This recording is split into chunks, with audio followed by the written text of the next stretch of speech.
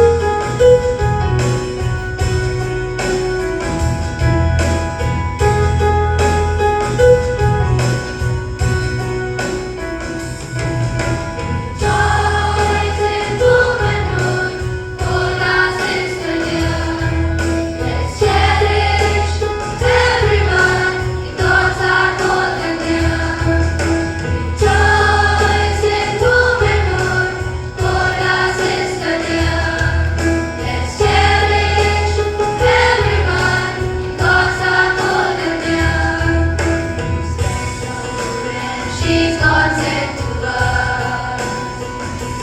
She's so beautiful. God has given us. Joys in womanhood, told us sister dear. Let's cherish everyone. God's our golden dear.